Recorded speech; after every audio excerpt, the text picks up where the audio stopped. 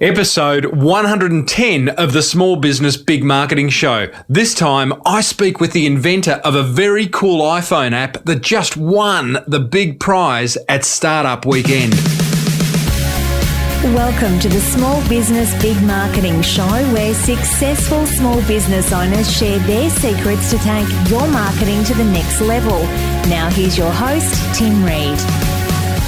G'day everyone, and welcome back to Australia's #1 small business marketing show. I am your host, Timbo Reid. You right there are a motivated small business owner, and we are brought to you by Net Registry, who loves motivated small business owners. Net Registry will help get your business sorted online, and I know many small businesses struggle with the whole website, the whole SEO, the whole AdWords, the whole everything about online marketing. Well, go and check out Net Registry. They've got some exclusive listener packages that you will find at smallbusinessbigmarketing.com. Just click on the banner on the right-hand side and your online marketing will be sorted. Now, welcome to everyone from Flying Solo as well. Today's show, it's all about identifying a big idea and getting it to market real quick. That is exciting stuff in itself. But beforehand, I thought I would tackle a listener question from Adam, who wants to know how to attract the right people into his business. So I'm going to give him a top 5 there. And that is brought to you by deepdivemastermind.com.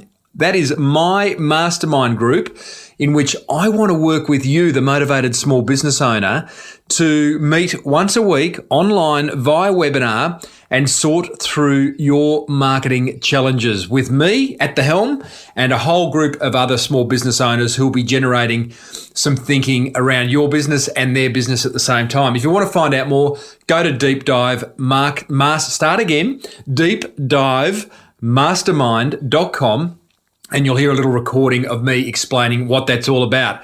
Let's get into the listener question from Adam.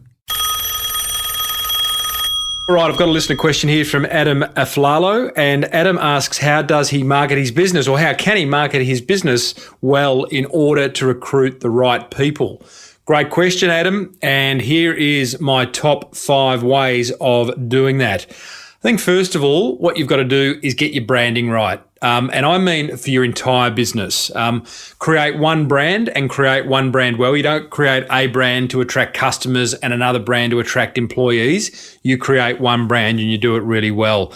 I had the opportunity to interview Martin Daly many years ago. Martin Daly started Virgin Blue here in Australia with Brent Godfrey, and Martin was head of the people division, the HR division at Virgin Blue, and he commented during that interview that he never needed to run employment ads. He had no cost associated with running employment ads because they'd built such a strong brand that it attracted people to want to work there. Yeah. So people were self-selecting and saying, wow, I really love that brand.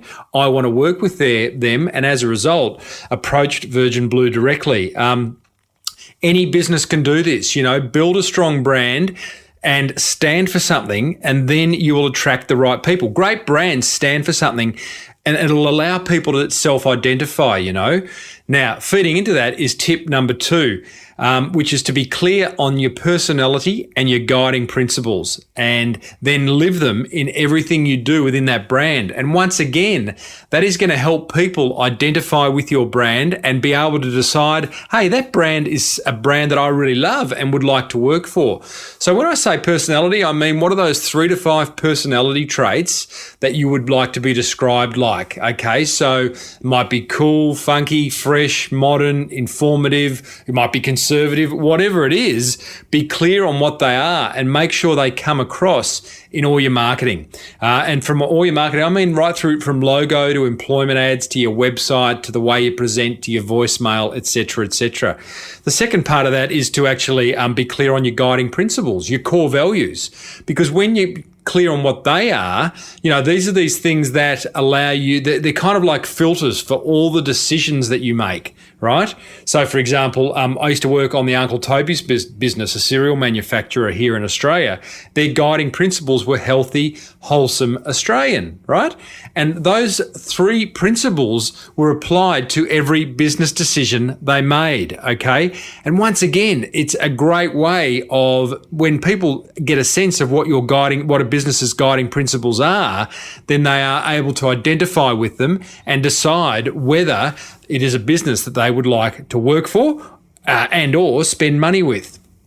Tip number 3 on attracting the right people to your company, to your business, is write employment ads that are on brand, that set you apart from the rest, okay? One of the things I suggest you do is be really clear in your mind of the perfect employee for your business, right? So when you have that person in mind, you can then go and write compelling employment ads to them. You see, marketing is what you do when you can't go and see somebody. So make it personal, make it really personal, and write those ads that are going to set you apart. And maybe don't follow the standard conventions of employment ads, but write an ad that absolutely hits the perfect candidate between the eyes. All right, next one. Tip number 4 is create a page on your website where you put that employment ad, right? And maybe that page has written word, but it also has some video and or audio, because I think it's really important to personalize your business. And I don't think businesses do this enough, which is put a face to the name. So show yourself, show the people that you're going to be, if you're the employer, the business owner, show your face and let people see that you're a real person and that, this is the type of person you are.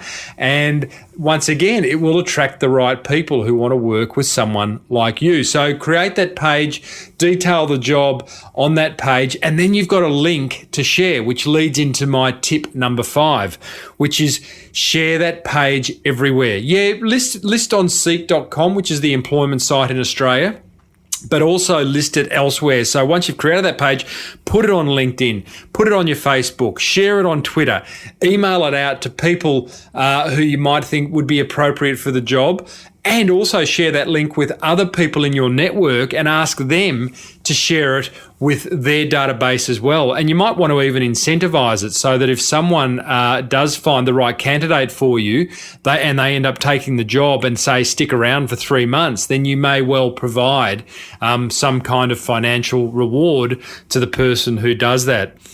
So, Adam, I hope that there's some ideas there to help you market your business in a way that attracts the right people. It is a tricky thing, but obviously getting that right person is well worth it, because then you've got a great employee. I was going to say for life, maybe not for life, but for many years to come.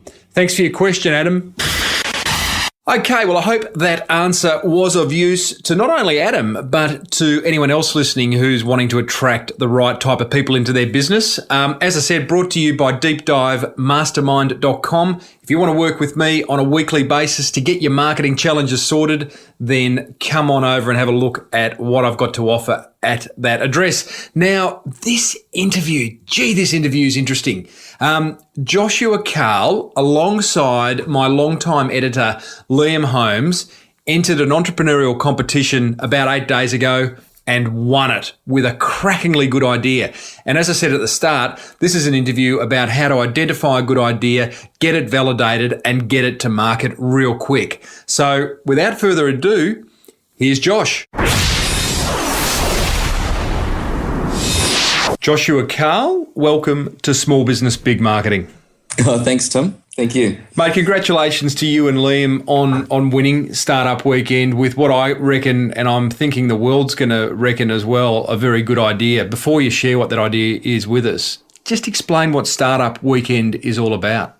Startup Weekend is it's actually a global thing. It was part of a global weekend, but we had Startup Sydney Weekend was around getting a whole lot of people in a room to really come up with different ideas and go through the process of validation and then building something cool. Yeah. That sounds like a very simple weekend. I'm looking at their website now, and it's literally, I like the kind of way they position it. It says, no talk, all action, launch a startup in 54 hours. So you had time pressure.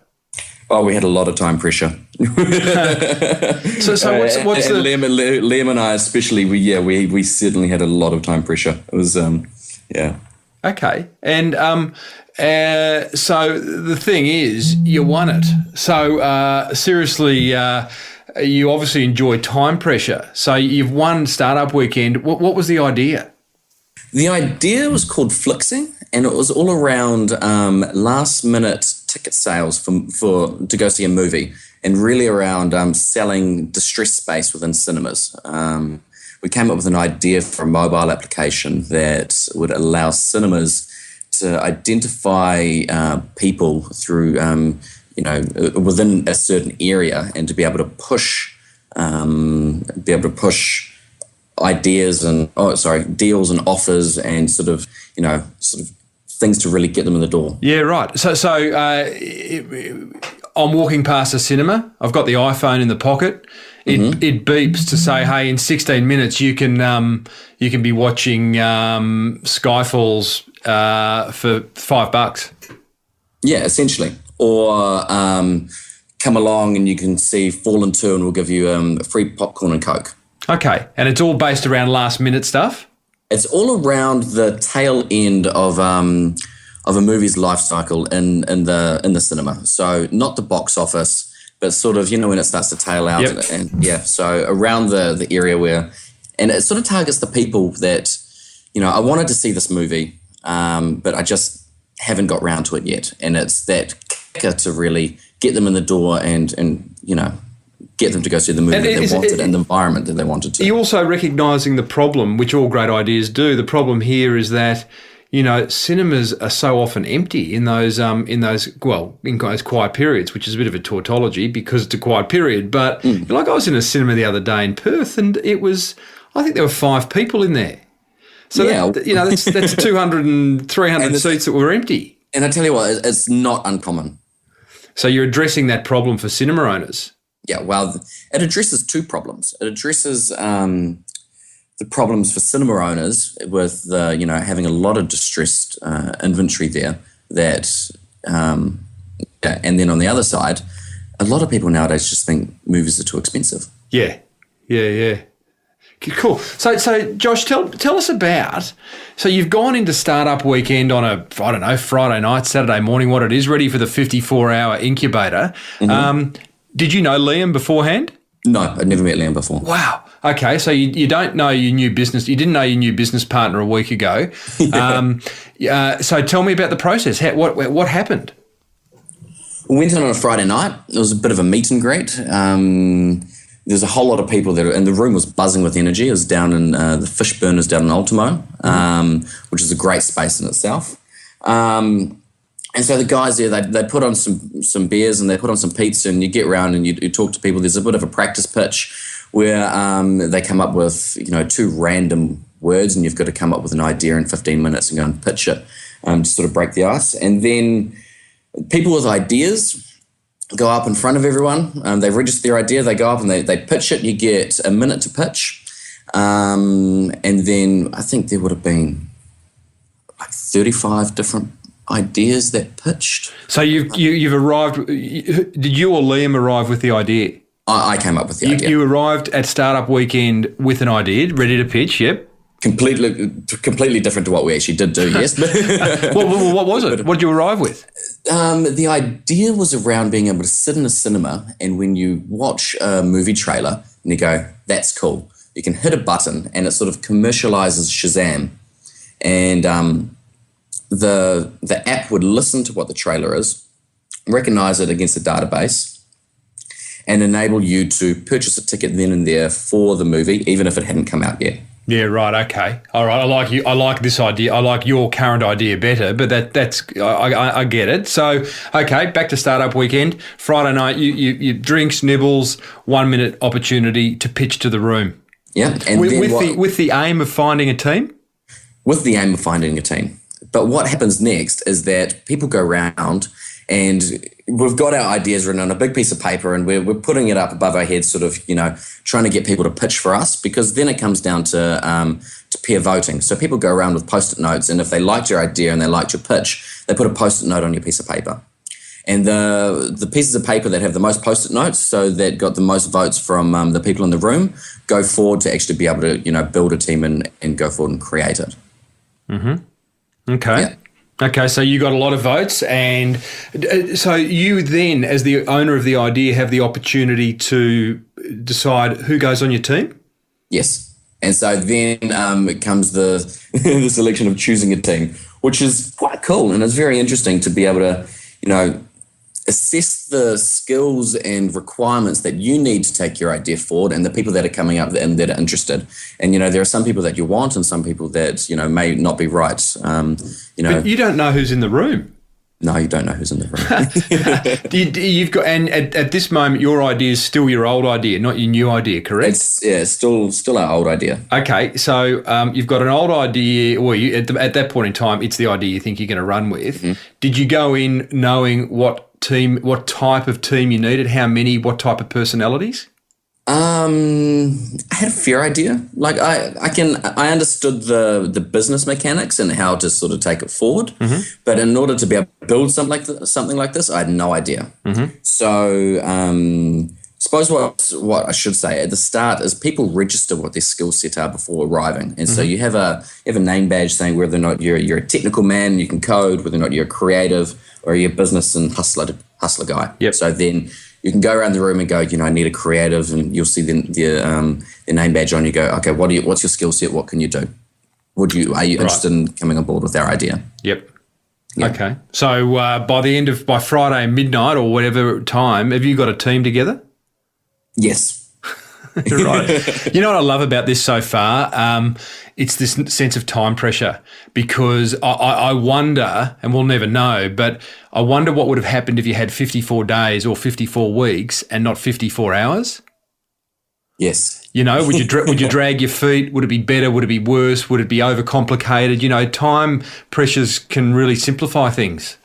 Oh, it was paramount to being able to simplify it, and that's why we went through the process of pivoting our idea, which would have been more than 15 times. Okay. Lean startup. That's lean startup terminology right there. Listeners, lean startup. I think I've mentioned it before on the show, but it's a great book for anyone who's got an idea and wants to bring it to market cost effectively. Yeah. Yeah, great book. So, and pivoting's that concept of making small turns, constant small turns as you head towards a goal. Josh, so you've got how many on the team by Saturday morning? There were 3. Yep. We had myself, which is a business guy. We Hustler. Had Liam, hustler. Yeah. We had Liam, who was great in terms of project managing prior web applications. Yep. And mobile applications, and great in terms of mocking stuff up in terms of design and interface. Yep. And then we had another guy, Chris, who was a creative and had worked in the film industry before. Where'd Chris go?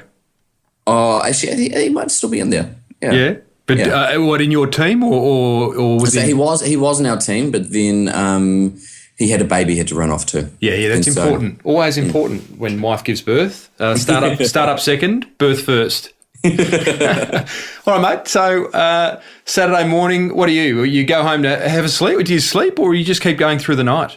Oh no, we slept a little bit. Yeah. Okay, but it doesn't finish at midnight and you come back 9 o'clock the next morning. This is startup land, by the way. So this is like go, go, go. Yeah. So what did you do? We did go home at midnight. Lazy. And we did come back at 9 o'clock because that's when the doors closed and open. But the thing is, the work didn't stop. And so all 3 of us went home and just sort of, we had this idea, but we had to understand what the problems were associated with it and what the roadblocks were going to be, and sort of what that killer feature was that was going to enable both cinemas to buy into it and users to download our app. Mm-hmm. And so really we just all split away and then went through the brainstorming process individually to really map everything out. And then we came back together, shared our findings and thoughts to mold whatever it is that we had into an MVP. MVP? Minimal viable product. There it is, lean startup terminology again, minimal viable product. Great. That's the whole idea of, all the bells and whistles do not have to be agreed upon in order to take this baby to market. It's like, what is the minimum viable product? We often, you only have to look back at, say, the original iPhone to where it is today, and that was a minimum viable product. Well, at the end of the day, you sell what you have, right? Yeah, correct. You're never going to go to market with a perfect product. Well, some try to. Some try to, but the thing is, for a lot of people, that's a huge downfall, I believe. Anyway, the questions you went home at midnight with and came back at 9 o'clock on Saturday morning, really important questions. Was that a list that the startup weekend guys gave you, or a list that you guys determined? A bit of both, but mainly ourselves. Like, why would a movie cinema adopt something like this? What are the problems? What are the real problems that they have?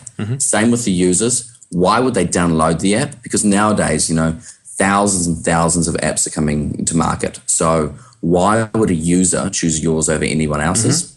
And then, what are the killer features and how would it make money?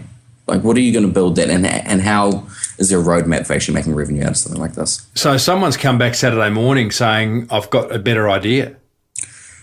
No, we came back going, guys, we just don't think that I think the biggest roadblock was the user download. Like, why would a user download this and use it?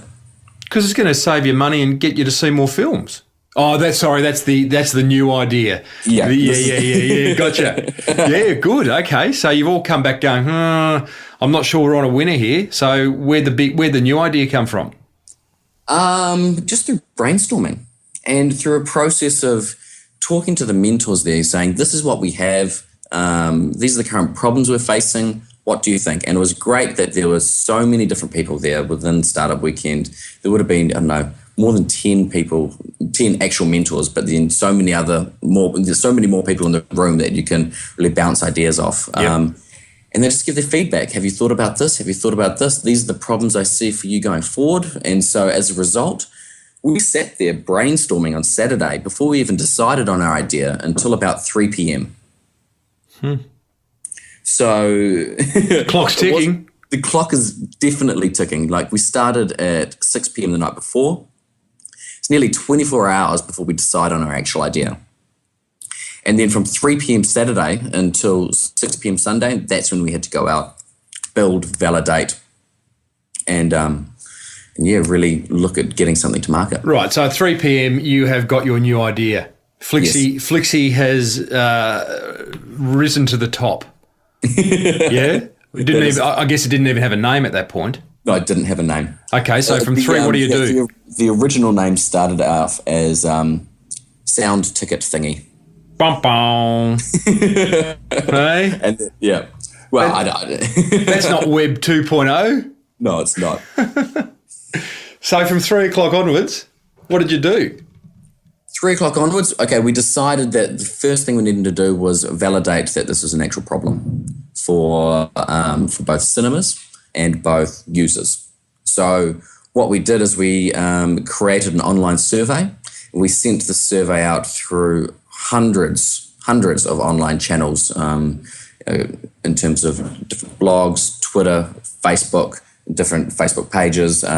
What was really good is that we sent, since it was a global thing happening, we contacted the different startup weekends in all the other countries. So, we got results from Poland, from London, from different parts of America, from Mexico, from Japan, Hong Kong, all over the show. People were responding, sort of giving their feedback, which is really great. And they were on pushing this survey as well.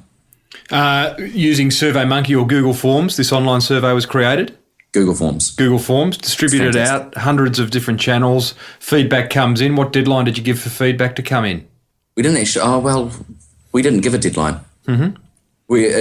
I suppose we had our own deadline, which was pitch, when we had to pitch. So we just pushed it out as much as possible until then. Mm-hmm. Okay. And then came the process of talking to cinemas. Mm-hmm. So, bearing in mind, when we started calling cinemas, it's 5:30 on a Saturday. People aren't really wanting to talk to us, same with on a Sunday. Who are you calling at a cinema? Because the kid behind the counter or the popcorn vendor is not going to be too much help. So who are you calling?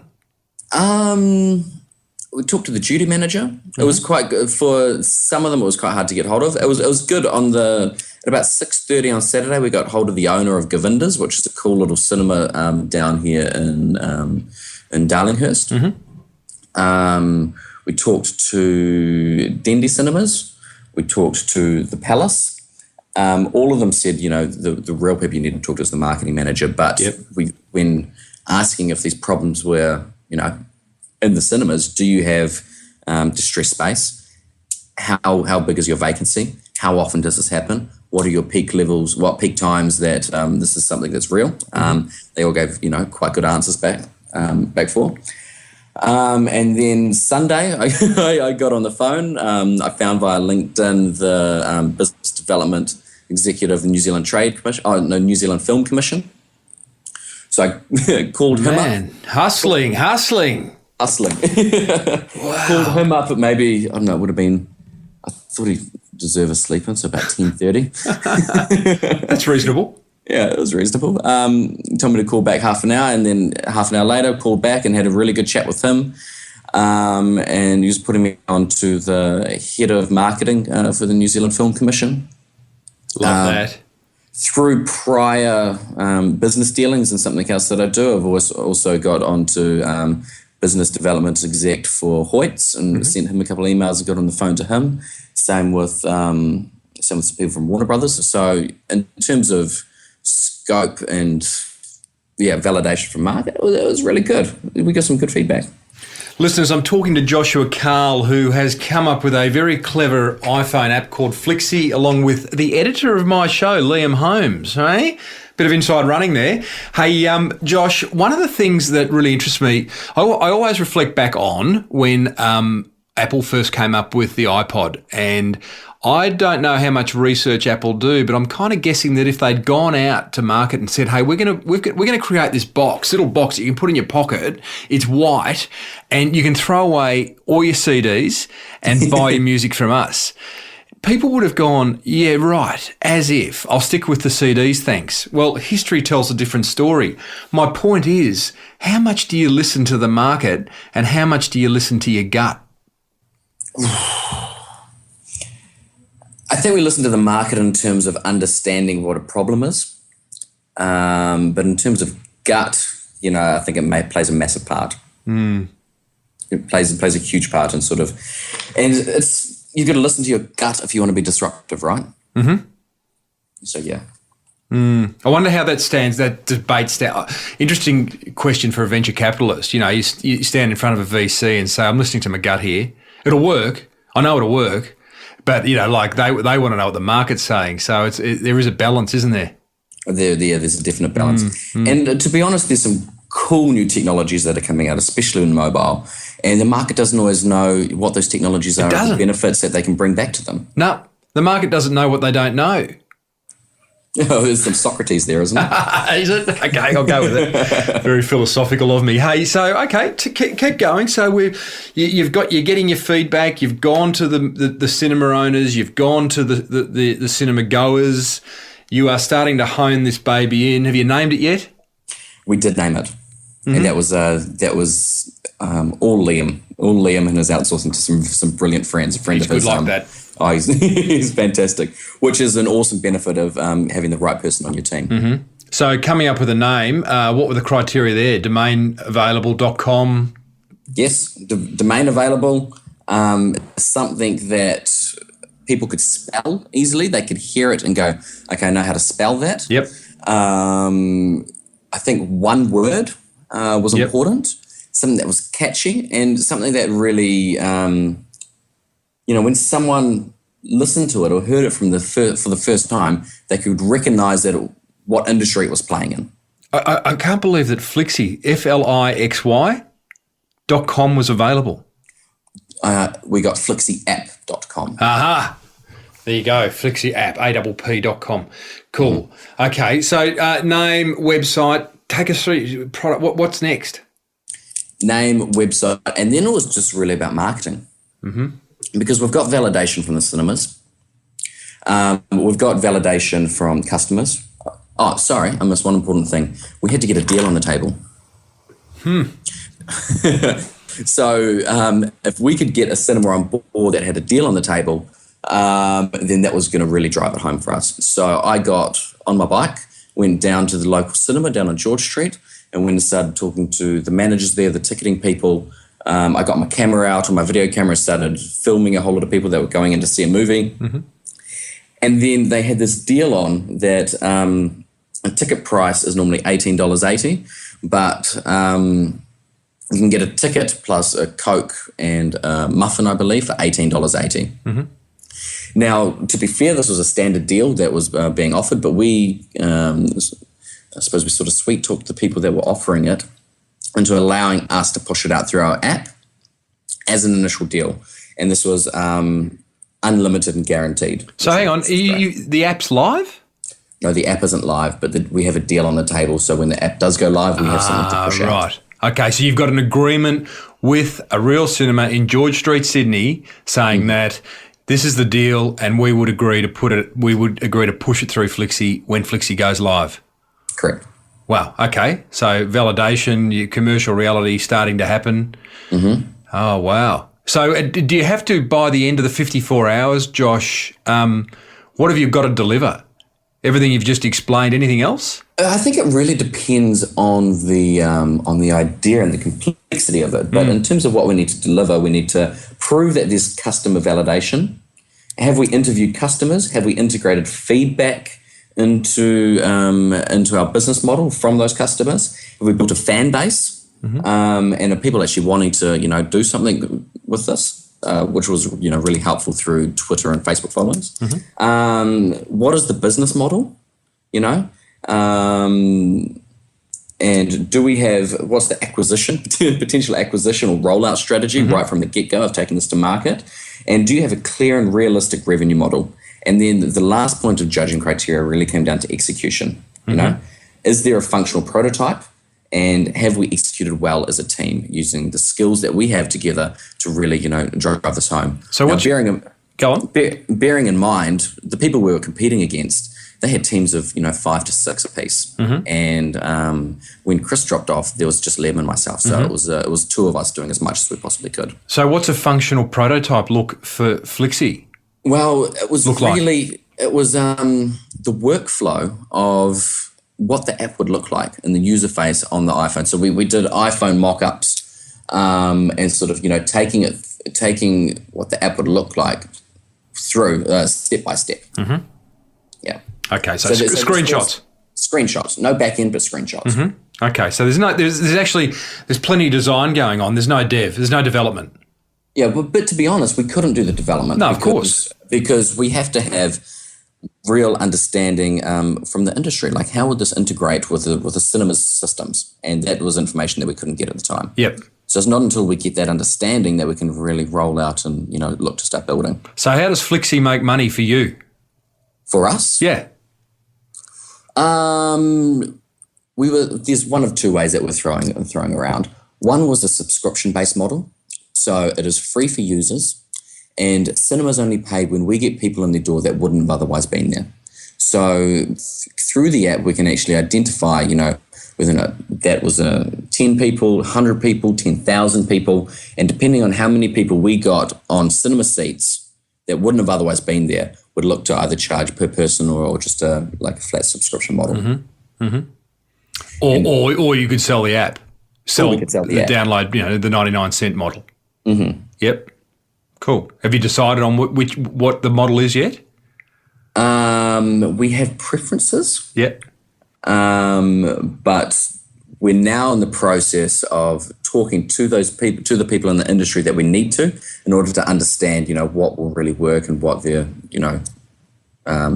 what they're up for. Have you if you can share any numbers, but if you projected forward and gone, if we get a reasonable take-up, a 30% take-up of the main cinema chains in Australia, and remembering this is a global idea, have you kind of figured out what kind of revenue you could expect in a 6-month period? To be honest, we haven't got there yet. Okay. Early days. It's very early days. So we're only 8 days out. Yeah. 8 days out of the competition. Yeah, and you're hustling still. You're getting out there and speaking. Hustling. Yeah, that's exactly what we're doing. Okay, so you've got all that, and you've won. So what happened? Did you you pitch at the end, or how did you win? We had a 5-minute pitch with a 2-minute Q&A. And I suppose we just went out there and killed it. Clearly. How? What part? I mean, pitching's hard. Pitching's hard on so many levels, to get your idea across succinctly, simply, to not waste it. When you got 5 minutes, once again, time pressure. What part of your pitch, beyond a really good idea, won it for you? I think the level of validation that we went through, and telling a story around the problems that are being seen by both customers and cinemas, and proving that those were real problems, and then telling the story of how we can take it and fix those problems, and just the people that we'd been able to talk to and the buy-in that we'd had from them. I suppose we talked a lot about the validation and the business model and the plan going forward. So what we've done, what we're going to do, and what we plan to do in the future. So the vision of the app. Whereas I suppose a lot of people, since it was technology, a lot of people focus purely on the technology side of things. Which I think in terms of is great, but it's only one arm of 50 that needed to be addressed when putting a business together. Josh, a little birdie tells me that one of the reasons you guys won is that you didn't hide behind your computers. You actually worked the phones, and clearly that's what you've done. You have hustled. You've broken through some walls. You've got, as I call it, you've got past the Dobermans. You've got to people whose opinions are needed. What's your view on that? Just generally, of being able to pick up the phone and get to someone. I absolutely love it. Right, that's a good start. Yeah. It's paramount for any business. If you don't get out there and if you don't talk to people, people aren't going to know what you're doing. And it's just, you've got to talk to people if you want to make something. Yep. Have you got a particular way of going about that? I call up, identify the person that I need to talk to via LinkedIn or whatever medium. I do whatever I can to find the phone number, and then I call them. Yeah. Not brain surgery? No, it's not brain surgery. You just do it. Okay. I think the biggest problem is nerves. So as soon as you can get over that and you have no qualms about picking up a phone and calling and talking to someone, and that you believe yourself that you've got good reason to talk to them, then there should be no issue. Yep. And that whole nerves thing is about belief. It's like public speaking. It's like people are afraid of public speaking. But, if you know your content, and you need to know your content, you need to know what you've got to say, then the rest should really fall into place. Yeah. Believe in what you're doing. Josh, you guys won. That's 8 days ago. Since winning, and this is a work in progress. This is a story in progress. I hope you can come back on the show in 6 months' time as the next Zuckerberg. You heard it first on Small Business Big Marketing. So since winning 8 days ago, what's happened? We now have a meeting lined up with the CEO of Village Roadshow. We've had great support and referrals from Optus, being one of the main sponsors for the event, but they've helped us out greatly. And so now we're talking to the head of sales and marketing for Hoyts. We're getting put onto the head of ticketing for Hoyts, also the head of sales and marketing for the New Zealand Film Commission. So really to understand from an industry perspective, will this thing fly? And what needs to be done in order to make it fly? And then I suppose the next steps after that is, once we get that feedback and it's still viable, we'll look to build. So we have people lined up. We've a great team of people that are looking to come on board with us. We've got Liam. We have a guy called Christian who's wanting to come on board to do some really cool online marketing. Liam's organising for us developers to do both iOS and Android, and hopefully Windows when that comes out as well. And then really look, I'd say, February to come out with a working prototype. As I said before, a minimal viable product that we can take back to these people that we've met with, and then understand the next steps forward. Wow. That's an interesting 2 or 3 months that you didn't expect to have 2 weeks ago. No. What do you do day to day, Josh? What job are you in day to day? I am launching a new ad delivery service across Australia. So we take television commercials and we take them from post-production houses or advertising agencies. Mm-hmm. We input them into a cloud-based solution, and then we deliver to television networks, to cinema networks, to mobile platforms, to web. So you're an entrepreneur anyway? Yeah, I suppose so. Well, you're not stuck in someone else's cubicle. No, I go out and get things done. Yeah, clearly. That's a great story, Josh. I find it inspiring. I love, any time you hear of a brand new idea that's, finding its feet and has so much potential, it's good to hear. So I really wish you guys the best and do hope that in 6 months' time or maybe less, you come back and give us a bit of an update. Hey, thanks, Tim. Hey, I always finish with a question for my guests, unrelated. Who's the most famous person you've ever met? Most famous person I've ever met? Well, I went 2 weeks ago to the launch of Airbnb here and met Ashton Kutcher and his lovely girlfriend. What was he doing at the launch of Airbnb? Well, he's a major investor. Right, there you go. Yeah, so he came here to launch Australia, okay. which I think is a great concept. I love it. I absolutely love the concept of Airbnb. Yeah, it is good. In fact, that would be a good interview. I only heard about Airbnb the other week. I'll put a link to that in the show notes. We won't go into detail now, but it is a great concept. Gee, Ashton Kutcher, with his Twitter following, I can imagine a couple of Flixy tweets couldn't go astray. Oh, yeah. Okay. Right. I'll put that down for question. If only you knew then what you know now. Yes. Goodness me. Oh, that's good, mate. Josh, Carl, thanks a million, mate. And is Flixy, is the website live? The website is live. Okay. It's www.flixyapp.com. And I think we're having great feedback at the moment through Facebook, which is Facebook at Flixy App, and same with Twitter at Flixy App. And yeah, I suppose it's starting to explode on Facebook, actually. Like, we're getting a lot of followers. A lot of people are interested. There's a lot of people engaging with us. So good on you, mate. We're having fun. Thanks, Josh. Hey, thanks, Tim. Appreciate it. What a great story. And I have a very strong feeling there is a TBC after that, a to be continued. There's lots more to tell in regards to Flixy, and I look forward to sharing it with you along the journey.